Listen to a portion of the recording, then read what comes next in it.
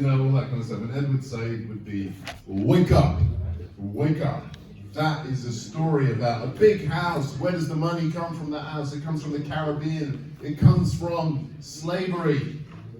So the whole lifestyle of the Jane Austen characters is enabled because of the sweat and blood of the Atlantic slave trade. Okay? And it's all romanticized and made to look nice and as if it's an eternal character. So this is the idea. Edward Said sort of analyzed, you know, British, French writings about their colonies, you know, and in some sense literature was seen to be a justification of the colonial project. Because, you know, sometimes people ask, you know, how could it be that such a small number of British officials, bureaucrats, ruled 400 million people? Or how could it be such a small number of Russians ruled, I don't know how many million people in Kafkas and Sibirania, but you know, they ruled it with a very small number of people. How could it be? And so, you know, one of the ideas of Orientalism is that it was a sort of ideology that was pushed through literature and stuff, so that it convinced the people who were ruling, as well as the people who were being ruled, that this is the natural order, that this is the way things should be. Okay? And you know, Jane Austen and so on lives a very nice life. Not Jane Austen, the characters. And you know, that's fine, that's civilized life. That's civilized life. That is what we should, you know, to be characters in a Jane Austen novel. That's normal, that's okay. Forget about the slave money. So then I want to add some stuff. I'm not sure I'm going to get to the end of my summary actually, but anyway. I want to add some stuff about conservatives and liberals. Conservatives and liberals. In the Enlightenment time, because, you know, I sort of said, you know, we have the Enlightenment, and obviously it's a very good question. You know, when we were looking at the Enlightenment, the rights of man, you know, freedom, the rights to property, and so, you know, how the hell did that work when you're busy stealing an entire continent? You know, do these people have rights or not? And, you know, to preempt, that the you know, people, you know, opinion divided into sort of conservatives. What's an example of a conservative in 1800? An example of a conservative in 1800, you know, somebody who doesn't support the French Revolution. Like I said, Edmund Burke and David Hume, they thought the French Revolution went too far. And then the liberals, but we haven't really talked about liberalism. Liberalism, very, very important. We'll talk about it at some point. But the liberals had, you know, the liberals were sort of in favor of progress, shall we say, in favor of progress, and the conservatives, you know, want to conserve, you know, the status quo. So how did these two attitudes express themselves on the colonial question? Which in the British case is, you know, what do we think about India? So we'll get back to that. Number 5, this, you know, in the notes that I gave you, there's a discussion of sati, which I actually mentioned once before. Sati, anybody? Sati? Okay, well, can we have is there any other living, breathing, thinking person? No, probably not. Go on. It's a tradition, if the husband dies, his wife is going to be burned. Yeah, yeah. So the idea is that it's basically widow burning. Queen Lisa? Yeah? Got a problem with it? So, sati. So this was a widespread custom, and you know, I take the example of sati. You could take other examples. For example, a very big one today: child weddings. You know, people getting married below the age of whatever it is, 16, 15, 14. Child wedding, child marriage. That's a big question today. You know, in some countries. You know, should that be allowed, or does that go against the civilizational norm? But the one that we're going to look at is sati. widow burning. What did the British think of it? What did the Indians think of it in the new modern age? Because look, after the scientific revolution, after the Enlightenment, how can these things continue to exist? Okay, I'm going to talk about it. I was going to go all the way back and talk about it. Okay, whatever. So here I mentioned the figure of Ram Mohan Roy. I think we talked about that. I may even have given you a reading. So Ram Mohan Roy, in the middle of the, at the beginning of the 19th century, in the 1820s, he is what some people have called an Indian Enlightenment figure, an Indian liberal. Okay, Ram Mohan Roy, we'll talk about him. And he founds an organization called Brahmo Samaj. Samaj, as far as I understand, means kind of like organization. Brahma means God, like as in Brahman is Atman, right? If you remember the Brahman. Atman is Brahman. Wow. Okay. I'm going to take a break. Okay. So Brahma Samaj means the society of God. The society of God. Funny enough, the Jesuits call themselves the Society of Jesus, and maybe that's why we're coming to this. But anyway, so Brahman, the Society of God, he founds this thing called the Society of God. We'll talk about it. Number 6, there's another figure who's a contemporary, a guy called Sarasvati, and he found something called the Arya Samaj. The Arya Samaj. What does Arya Samaj mean? Ivan? Can you repeat his name? Well, you just have to use your Sarasvati. It's obvious, isn't it? Sarasvati. What is Arya Samaj? I mean, what is Samaj? Society. Thank you. Goldfish of the world unite. So society. What is Arya? People, nation. Arya is the Aryans. The Aryans. The pure people. The pure people. The Aryans. Okay. Now remember when we talked about India, long time ago. Ask Ivan if you've forgotten. It's the Aryan people came, the Indo-Aryans, and so on and so forth. So he founds a society called the Arya Samaj. We'll talk about it. Promise. Number 7. We want to talk about 1885, the Indian National Congress. I have a feeling I need to actually go back and say something proper. This is getting out of control. Anyway, I'll talk about that. Okay. Number 8. We will talk about the all. Okay, I'm kind of deciphering my handwriting for you. Okay, I'll pronounce this. So the function of this is just to read stuff for you. This says the All India Muslim League. The All India Muslim League. Or in other words, the All India Muslim League.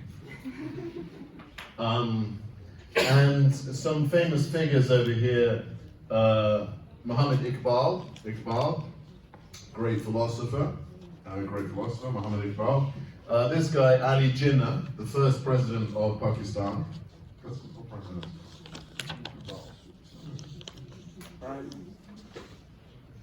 Okay, president. I'll take you off this. Ali Jinnah, first prime minister of Pakistan. Okay, anyway, whatever. And then these two figures, Ansar and this guy is called Madani, and we'll talk about this. But of course, what do I want to say? What can I say immediately about the All India Muslim League? What can I say about that? So let's think about it. Oh look, I've got a map of India. That's useful. Who ruled India before the British took over? The Mughals. What was their religion? Islam. So the ruling class of India before the British come is Muslim. The population of India, by the time that the British come, is like 25 to 30% Muslim. So take 30% to 400 million people. You done it? It's much. It's a lot. Yeah? Oh wow, God, so you guys are really strong mathematicians. Can somebody do that? 30% of 400 24 million. 54 million? 24. 24. Yeah? So okay, 24 million Muslims in what is becoming British India, okay? So the big question is, there comes to be a nationalistic movement and an independence movement, right? So of course the question is going to be, what is India going to look like? Is it going to be Hindu? Is it going to be Muslim? Probably not, because it's a minority. Is it going to be a mixture? Okay. So there is a nationalistic movement, a national movement starts, a national movement for independence from the British, right? And the Indian National Congress, which is founded in 1885, is founded by, generally well-educated Hindus and Muslims, all right? And it looks like that's going to be cool. It's going to be a sort of Hindu-Muslim thing, but the most important thing is we are Indian, okay? But then the Muslims become unhappy and they think that the Hindu agenda, the Hindu ideology is too strong, and they have to form an organization which is just for Muslims, and this is called the All India Muslim League. And we'll talk about that. I'm just giving you the basic problem. The Muslims, the Hindus, independence, the British, what do we do? And there are very interesting different expressions of opinion. And of course what you'll notice is, the idea of nationalism, which goes back to Herder, right? But through the 19th century, nationalism develops, and we'll actually have an extra class on nationalism because it's so important. But what you can see is that the Indians are already using European ideas, i.e. nationalism, which is connected to a unified state, right? Because the Mughals are pre-modern, so they don't have the idea of a kind of unified state. So Indians have to ask, this is a very, very common dilemma. The Russians come to our country, or the British come to our country, or the French come to our country. We want them out, but what do we put after they've left? And what we put is usually a British, French, or Russian idea. It's a European idea, because nationalism is a European idea. So that is like, the idea of the West contributing to the East. But as we will see, people in the East adapted. And that's going to be a long part of our story when we talk about China, Japan, the Middle East. Okay, so that's just a few notes. So the Indian National Congress is founded in 1885. And the Indian National Congress, is the first effort by Indians to sort of say, hey, why are the British making all the decisions here? We need to get together, have our own Congress, and make our own decisions. And that consists of Hindus, Muslims, Sikhs, Jains, and others. But later, the Muslims, who are the largest minority, 25 to 30%, found the All India Muslim League. As I said, you may have got an idea, Ali Jinnah, one of the founding members of the All India Muslim League, ends up as the president or prime minister, not sure which, of an independent country whose name is Pakistan. So, what's going on there? What's going on there? In other words, another country, comes out of India. So what happened there? Well, we'll talk about it now. So these are some very important and interesting Indian Muslim thinkers, and I'll say more about them. But okay, 9, 10, 11, 12. Here are some famous and important Hindu Indian thinkers.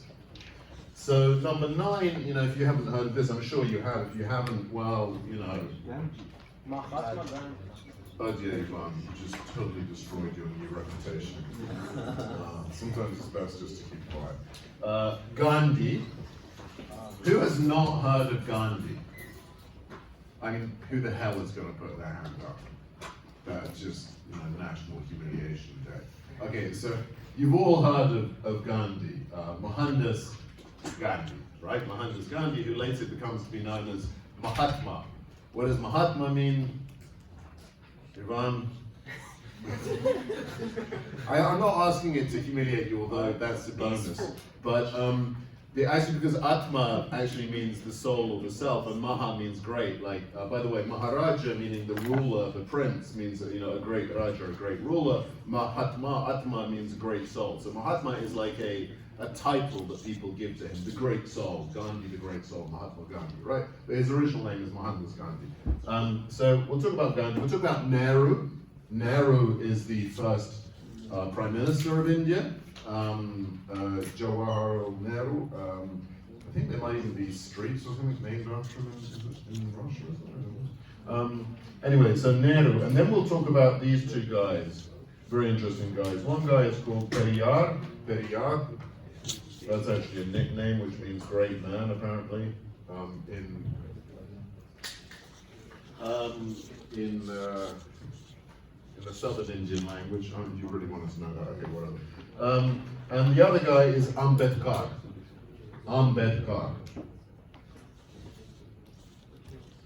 Wow, this is the longest introduction that I've ever had.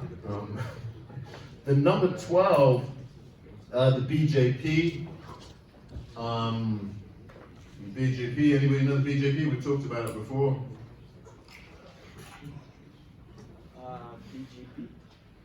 BJP. BJP is the ruling party of India now, the Bharatiya Janata Party. The sort of the Hindu National Party, Bharatiya Janata Party, Hindu National Party. Funny enough, when I was writing it down, I kept writing BNP by mistake.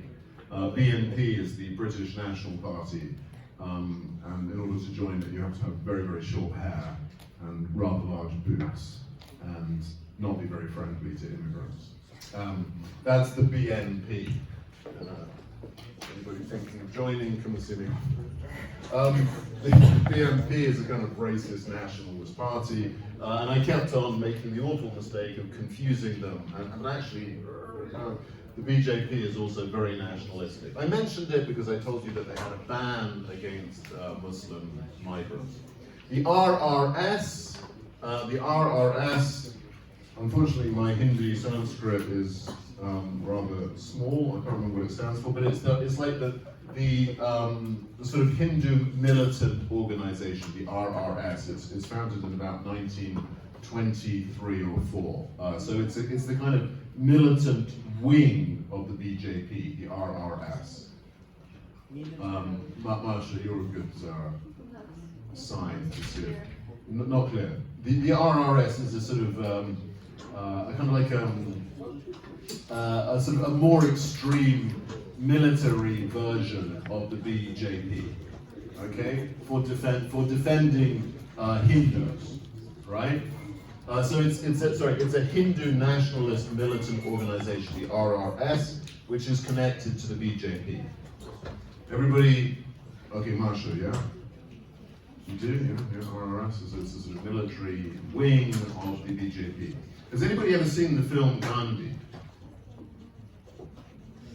No. You've seen a documentary about Gandhi, yeah? Do you know what happened to Gandhi?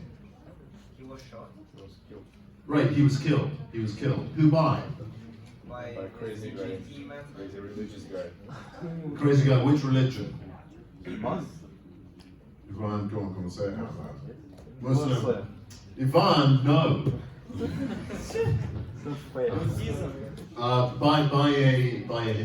By a Hindu extremist. Okay, Gandhi was shot by a Hindu extremist, somebody who was a member of the RRS. Okay, so if you want to think what is the RRS, Marsha and company, you can think about it that the guy that shot Gandhi was a member of this extreme Hindu organization called the RRS. Why did he shoot Gandhi? Rhetorical question. So, I'm bloody exhausted. I just want to go home now. But I've got to go back and do all this. Really? Oh. Let's have a tea break. I don't feel well at all. Okay, freaking out, the last move was, oh my god. There was a bunch of them. Number 2.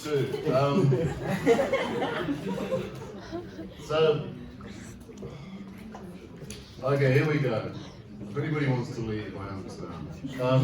So the last Mughals. So the Mughals. What was the last guy? Aurangzeb. Aurangzeb, that's right. Aurangzeb conquered the whole of India by 1700. But was this good or bad? It was bad because he had gone too far, right? So he didn't have the force. So after that, it was a constant, getting smaller and smaller. And the Mughal India broke up into smaller pieces, okay? So that's the story of the last Mughals. They just went too far and they began to lose their strength. And they didn't have the technology, the political technology, really to keep a unified state, right? So it's at this point that the English arrive. And they set up the East India Company. By the way, the East India Company was originally founded by Sir Francis Drake. Sir Francis Drake was the greatest English sailor under Elizabeth I. You know, who fought the Spanish sailed somewhere. He was a sailor. He was great. So it was founded by him, you know, back in the 1500s. Anyway, so they went to India and they set themselves up in Bengal. Bengal is in the east of India, right? And it's one of the most cultured areas of India. Many great writers, Nobel Prize winners, Rabindranath Tagore, for example, come from Bengal. So the East India Company set themselves up there, and it was a commercial enterprise. It was a commercial enterprise. And by the way, this is the parallel that some people make, right? The Chinese in Africa, you know, and the Russians are trying to get into Africa as well, right? The Chinese go into Africa. Now people go, that's not imperialism, it's just a commercial venture, it's a small commercial venture. It's like, yeah, actually that's how the British Empire started.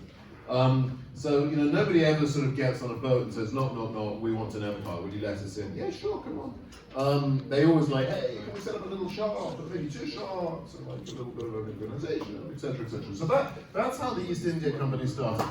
Now, in the notes, what I point out about the East India Company, which is kind of interesting, is that if you look at BBC drama productions about British India, does anybody have that sort of unfortunate habit? Probably nobody. I do. I just like watching these things, and it's, you know, it's basically, you know, British people running about in rather long shorts, getting rather hot, and screaming a lot at Indian people.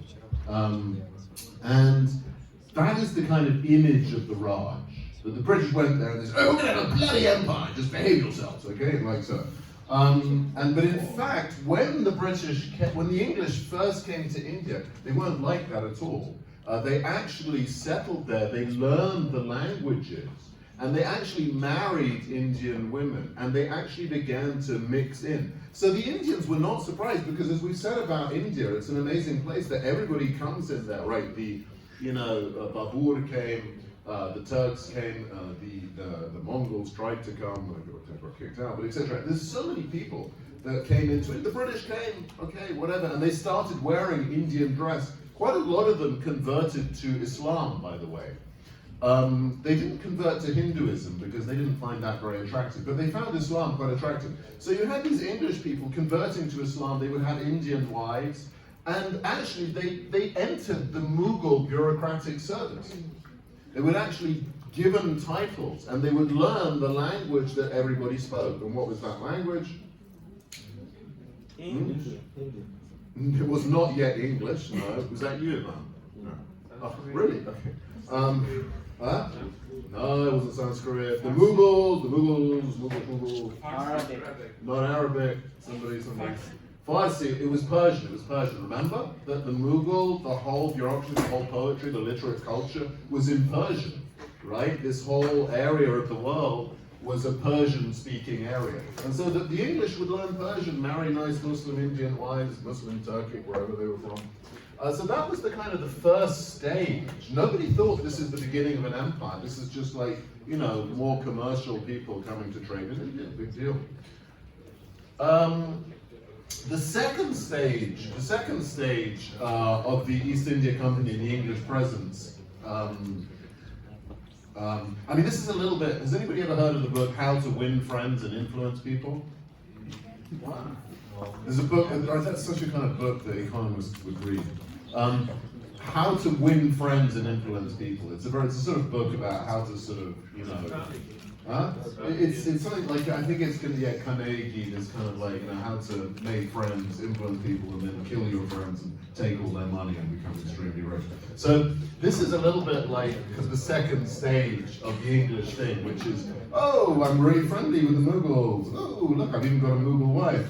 Oh, do you mind if I take over some of the political functions of your part of the world, please? And the Mughals will be like, Yeah, I'm too busy reading Persian poetry and smoking my pipe. Just go and do it, white boy. So at the second stage, the English are slowly taking over some of the political functions, very good commercially, and the Mughals are weak and disorganized. Okay? So this is the stage. At this stage, what I like to think of this is the English begin to feel that they are living here for a little bit longer, and they get their wives to come over from England, which is always the beginning of the end. The fun stops. Before the wives come, I've got maybe 2 Mughal wives, yay. Persian poetry, yay. What could be better? And then it's like, uh-oh, Jane has arrived. Jane. Okay, sorry dear, yes dear, no dear, yeah.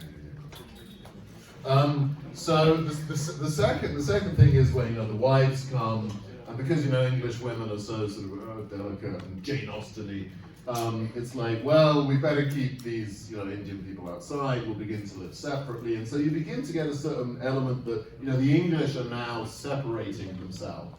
Okay. The third stage is where the East English Company buggers up big time and goes bankrupt. Now, what happens when a company which has now got a lot of political power goes bankrupt? The British government steps in and says, that's okay, we'll give you a lot of money to carry on with the project, we'll set things up. So the third stage is this kind of end of the East India Company, and it kind of survives as a shell company, if you like, for the British Crown. And that is the kind of third stage. Now, at this third stage, we can talk about the reaction of the public in England to what's going on, right? Because this is shortly after the French Revolution and the American Revolution. Actually, it's almost the same time. And so what does the English public think of this?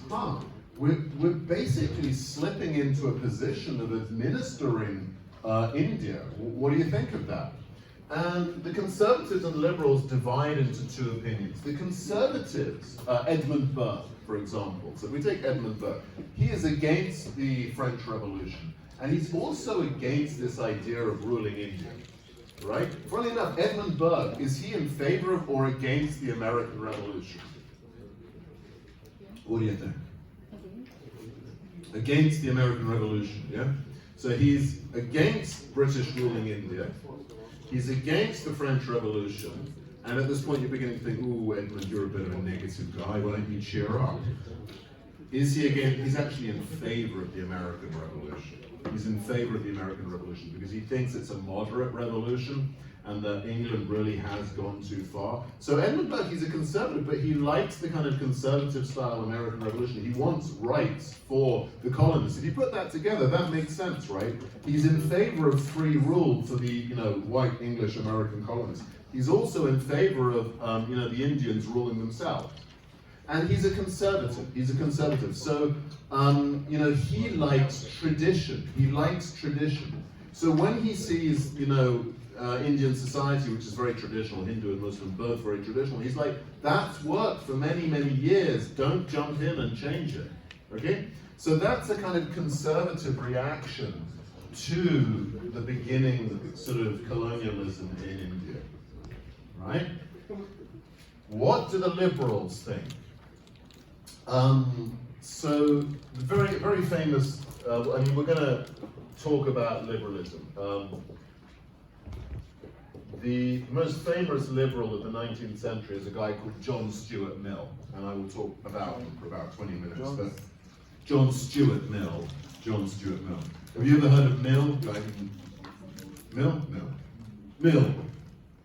Have you heard of Mill? John Stuart Mill? Mill. Just a name. Just a name. Yeah? Okay, so it's the most important theorist of liberalism, free speech, sort of protection of constitutional rights and so on and so forth. But we'll talk about him later. Probably the most important political thinker for a free democracy that you can imagine, John Stuart Mill. His father is called James Mill. and you can call them liberals. Are the liberals in favour of British rule of India or not?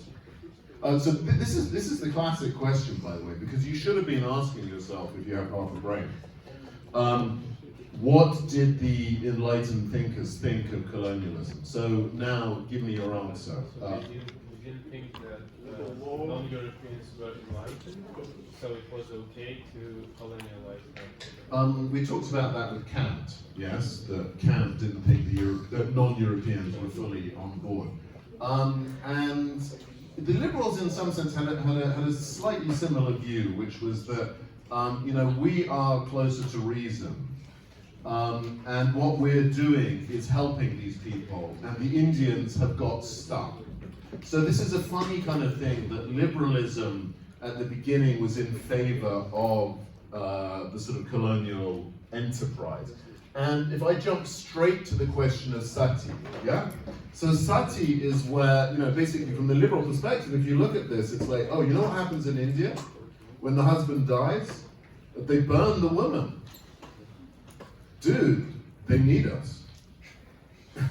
And in 1832, the British passed a law forbidding the burning of widows, based on, liberalism, equality, and so on and so forth. So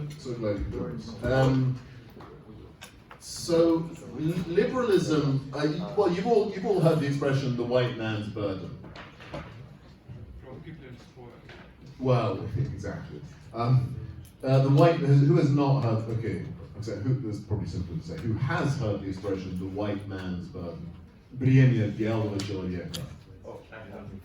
Hey, Simeon Wilcock, nice one. White man's burden, yeah. So what is the white man's burden? The white man's, бремя, burden, is that, he doesn't want to get up at 5 in the morning and rule India, but we have to, because they're not going to do it themselves, are they? Right? So that is the kind of white man's burden plus, liberal approach. Sati, look at them, they're stuck. They may have been okay at some point, but this is awful. So we need to get in there and help them. So liberalism can go together with the idea that the Europeans are improving the societies that they are ruling. So at this point, so the whole point of this course is, that we have actually, studied some of the works and views of, the non-European part of the world. So we understand that, life is obviously not like that, not so simple.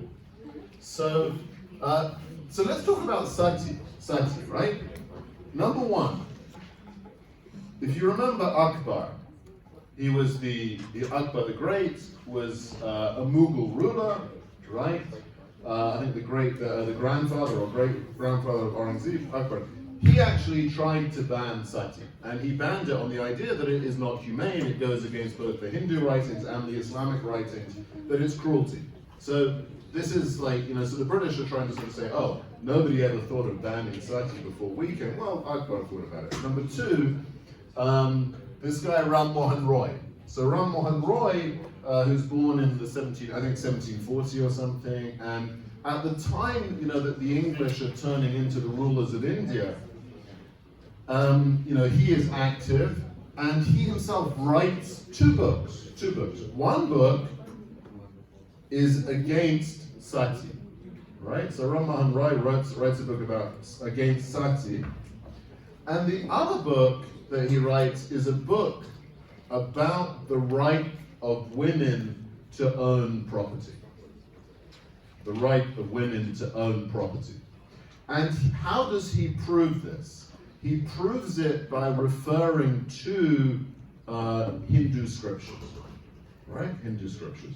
So he argues against sati, he argues in favor of property rights for women by referring to Hindu scriptures. So again, this is an example of, Indians who themselves, were thinking about this and engaging in reform. And by the way, in England, women could not own property. This is not the vote, by the way. Women were not allowed to own property until the 1880s. The 1880s. Okay? Women were not allowed to own property until the 1880s, but Ram Mohan Roy is already writing in the 1815, the 1810s and 1820s, a book based on how he interprets Hindu scripture that women should be able to own property. So again, there's a bit of an ideological war going on. There's an ideological war. The English are sort of saying, we are here not just because we're trying to steal as much as we can. And by the way, they are stealing a lot, I have to say. That there is a mass sort of expropriation of products which are being shipped to England and so on and so forth. But the justification is that we're liberals and we're helping people. That obviously is not fully true. So what is the Brahmo Samaj? So just to say a little bit more about Ram Mohan Roy, the Brahmo Samaj, the Society of God. So Ram Mohan Roy is a guy who speaks 7 or 8 languages. He speaks Arabic, he speaks or reads Arabic, Persian, English, French, German, I think, Sanskrit, and his native Bengali, right? So he speaks a whole range of languages, and he's read the Quran, he's read the Hindu scriptures, he's read the Bible. And this idea of the Brahmo Samaj is that, God is one, Hinduism needs to, get back to its kind of universal basics. So we can say it's universal reformed Hinduism. Everybody understood that? Brahmo Samaj, universal reformed Hinduism. There's one God, all the scriptures are equal. We need to take the most universal parts of Hinduism. This includes rights for women and so on and so forth. This is Ram Mohan Roy. Notice the word I have used over here, reformed. Does that remind you of anything? Rama Samaj, Reform? Reformation. That's it, the Reformation. So what did you say about Brahmo Samaj? Rama Samaj. The Brahmo Samaj. Brahma Samaj. Brahmo Samaj. What is it? No, What did what have you said? What did I say in the last 5 minutes? No. Brahmo means God, Samaj means society, and it's Universal something. Universal Reformed Hinduism. Universal Reformed Hinduism. Of course, I put the word reformed in there because it reminds us of the Reformation, right? So in some sense, the spirit of the Reformation, it doesn't have to be that this is a European influence. Is it or isn't it? Maybe it is, maybe it isn't. But it's a certain effort to reform. So that's a little bit about that. Now, okay. I think I ought to mention as well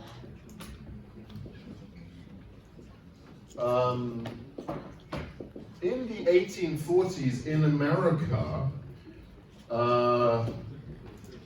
there is a writer called Henry Thoreau. Has anybody ever heard of Henry Thoreau? If not, I was like you at one point. I went to America when I was, many times, but when I was about 23, I was staying with a family and the kid was 17. And they had to read Thoreau, like you have to read Pushkin and Tolstoy. These guys had to read Thoreau. Henry Thoreau, he's like this famous American writer from the 1840s. He basically left his life and he went and lived in a forest next to a lake. And it was a kind of return to nature. It was a sort of branch of American Romanticism, okay? Henry Thoreau. He was very influenced by Indian thinkers. By the idea that God is universal, that God is part of nature, and all this kind of stuff. So Henry Thoreau, one of the leading American Romantic thinkers, is influenced by people like Ram Mohan Roy. Ram Mohan Roy travels around Europe giving talks about Hinduism and stuff, and this is like the first time that Europeans are encountering Hinduism, and they're very impressed by it, and the influence goes to America. So I drew my little diagram over here that the West influences the East. And now I just want to say that the East also influences the West. And we all know this today, right? The Chinese medicine and yoga and this and that. So basically, in the 1840s, you're getting this Eastern Indian influence on European and American thought. Point number 6. Sarasvati. So, the Arya Samaj. Now, this is, you know, we have Comrade Hitler and the idea of the Aryan nation, yes? The Germans are super Aryans and so on and so forth. Actually, this is another example of India influencing the West, because obviously Hitler gets his ideas about the Aryans from India. And actually, who was the first person who discovered that the Indians were Aryan and that they spoke an Aryan language? The answer is a guy called William Jones. William Jones was an English conservative. Remember I told you about the English conservatives. I told you Edmund Burke, William Jones. William Jones was a judge in India in the 1740s. And he began to learn Sanskrit. And I told you this story before, I think, when we talked about India. When he started learning Sanskrit, he suddenly saw that there were lots of words in Sanskrit that were similar to the Latin and Greek that he learned at school in England. And he understood, there's a whole language family which he called Indo-European. So actually, India influenced the whole creation of linguistic science. So when we talk about Herder and how languages influences thought, so this was all at the time when Europeans were beginning to learn all these exotic languages. So the idea that there is a sort of Indo-Aryan people, long back, 5,000-6,000 years ago, who spoke one language, Indo-Aryan or Indo-European, that also comes out of India. Now, the interesting thing, so that's how the East influences the West. Now this guy, Sarasvati, he founds a society called the Arya Samaj. The Arya Samaj basically says, we Indians, we Hindus, are the Aryans. We are the pure original people, okay? But he takes this in a very nationalistic and chauvinistic direction. So he's like a racist, the Europeans are kind of introducing racial thought, and this guy is sort of saying, I kind of like that, that's good. By the way, racism is very popular in some parts of Asia, right? The Japanese, they start really enjoying racism. And this Indian guy, he's basically saying, we are the Aryans. We have the original writings, we have the original scripture, and the Quran, the Bible, everything else, that's rubbish. The only real scripture is the Veda, okay? So this guy is the one who really creates a sort of chauvinistic Hindu identity. It's very important when thinking about modern India. He takes the European discoveries about Aryan linguistics and he applies it to themselves. Now, by the way, what did the English think of the Aryans? The English believed that there were Aryans, but when they looked at the modern Indians, and I've said this before, they thought that the Indians used to be Aryans, which is noble, white-skinned people, but they degenerated because they mixed with darker people, right? So, in other words, imagine that you're you have to watch BBC things to do this properly, but imagine that you're kind of an English person ruling India, and you've got these people, and you're actually thinking, hey, these guys are Aryans, who are noble people, then how are you going to rule them? Well, the answer is, well, they used to be Aryans, but they've fallen down, okay?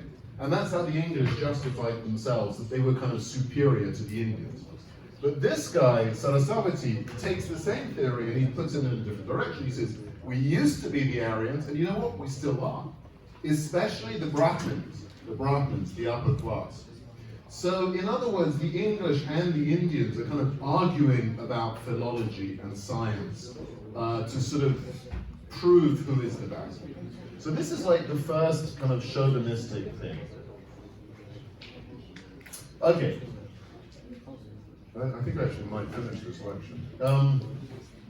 So, any questions about that? Is anybody still alive? Yes. Yeah, I know. I'm just trying to waste time. Mr. Yes.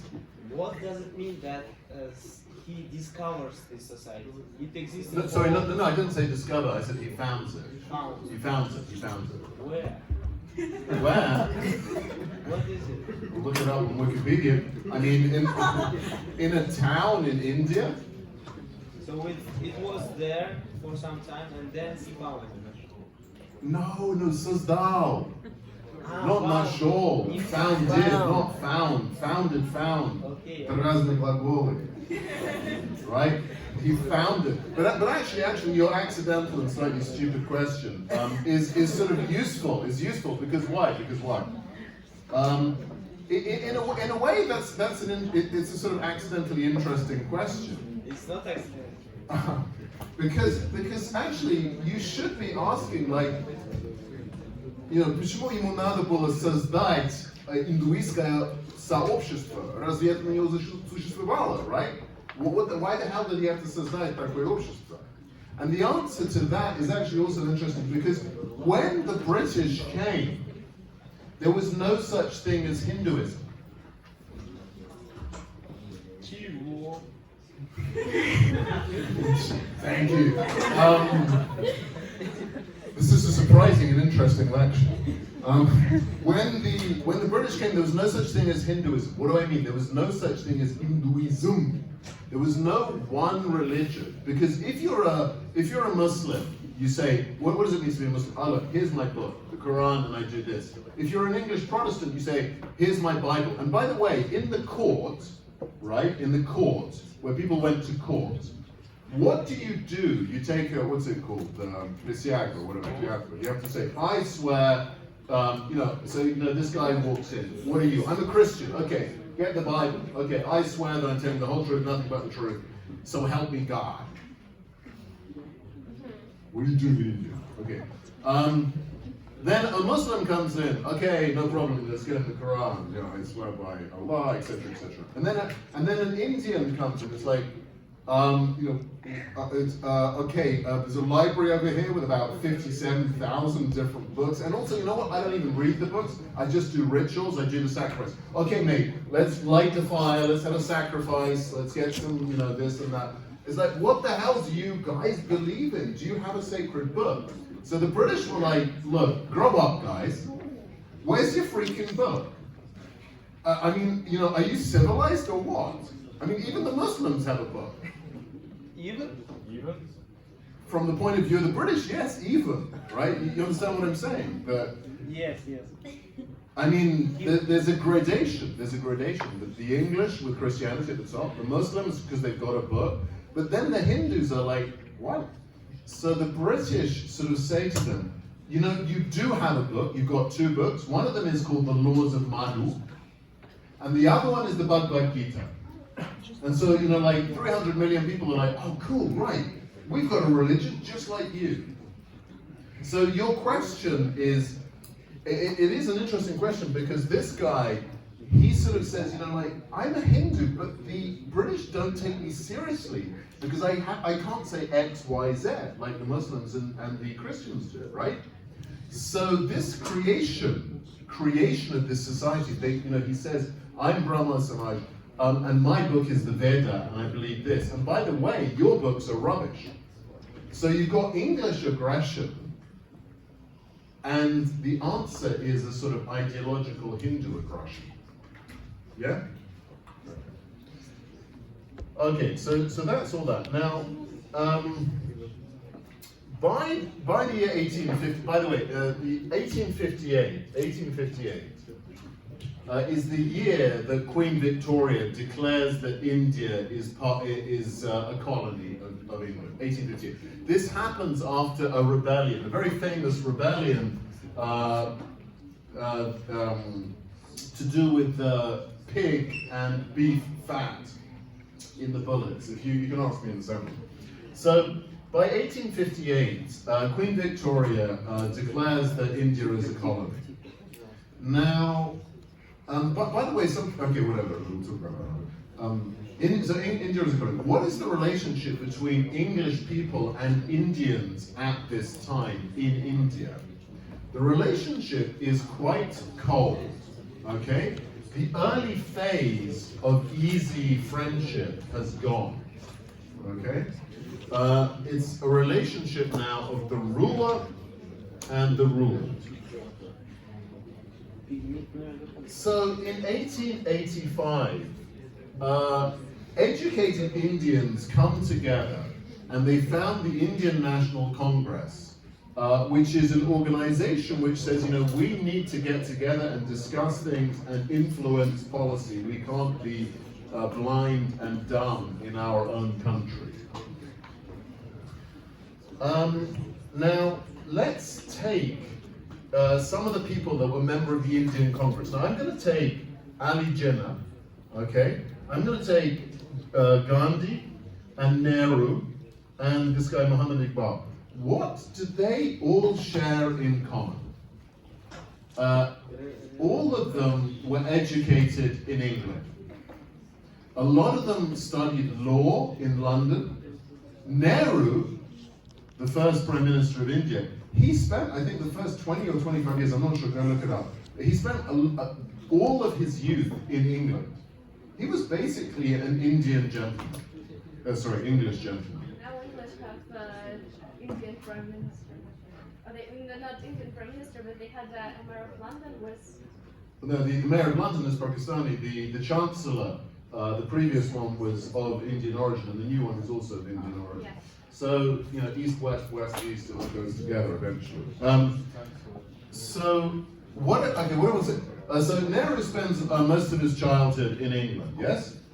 Gandhi, by the way, if you haven't watched the film Gandhi, it's quite interesting. It's not completely historically accurate, but you can watch it.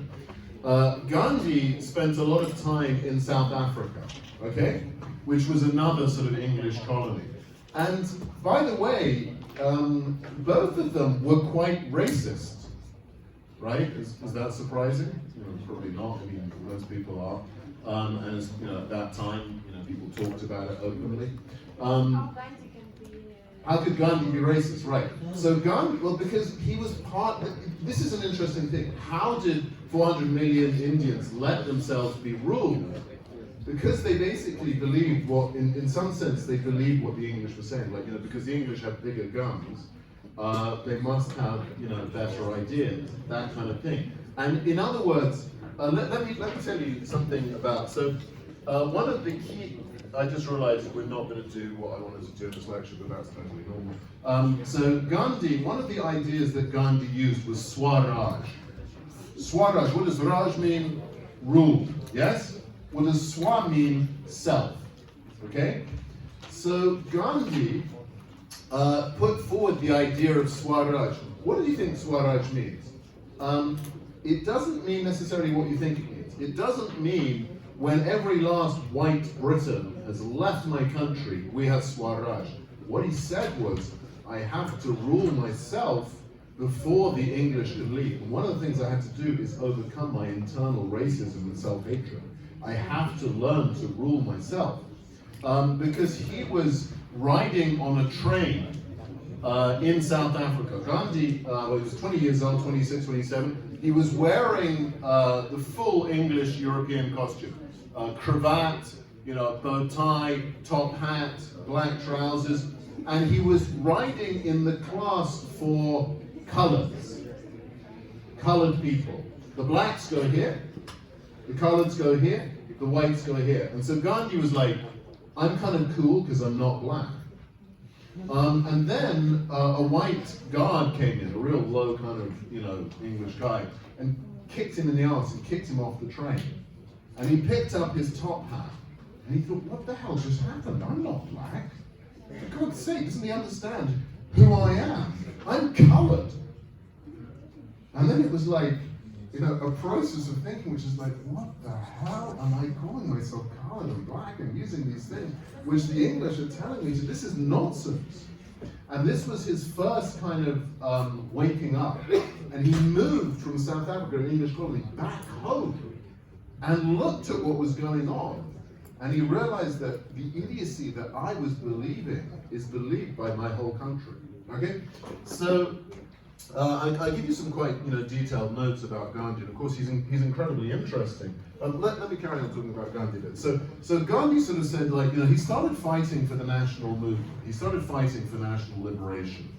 But he very much understood that he did not want the British to leave, and then kind of Indian racists to just replace them. One monster leaves, another monster is left. So he began to sort of say, we need to get in touch with the Indian tradition. And here, I don't have time because I want to talk about the other people, but we'll talk about Gandhi in the seminars. One of the interesting things about Gandhi is that he did several things. Number one, he said Indians, this sounds a little bit like Herder, Germans speak German. He said, Indians, you need to make your own clothes using the wheel that they use in the village. You understand what I mean, right? The spinning wheel. Somebody translated it to Russian, probably people don't understand. Basically the spinning wheel became the symbol of his movement. So what was he talking? He was talking about in the factories of Manchester. All the cotton from India goes to Manchester, and then Manchester sells it back to the Indians. What? Gandhi was like, that shouldn't be happening. This is complete exploitation. What we need to do is make our own clothes, and not in an industrial way. Because when we sit in factories, we become no people. We become nobodies, right? So we need to use the traditional thing. Now, where do you think he got that idea from? Living in the village commune, your own industry, your own tradition, and by the way, wearing traditional Indian clothes. If you know, there's a famous picture of Gandhi. He came to England and he was wearing almost nothing. When he came, they called him Goli Fakir, the naked fakir, and they were joking. You don't have to look to Africa. Many of these ideas came from Lev Tolstoy. Okay? Tolstoy and Gandhi переписывались. They had a correspondence, and Gandhi took many of the ideas about the traditional община, wearing Russian clothes, except Indian clothes, not Russian clothes, and etc., etc., etc. What I want to say is that Gandhi became a hero throughout the whole world. If you think of the 1960s, when American blacks were fighting for their civil rights, they looked to Gandhi as a hero. Okay? Also was like he was around. Okay, go on. But Gandhi himself took ideas from Tolstoy. So Tolstoy influences Gandhi, Gandhi influences India.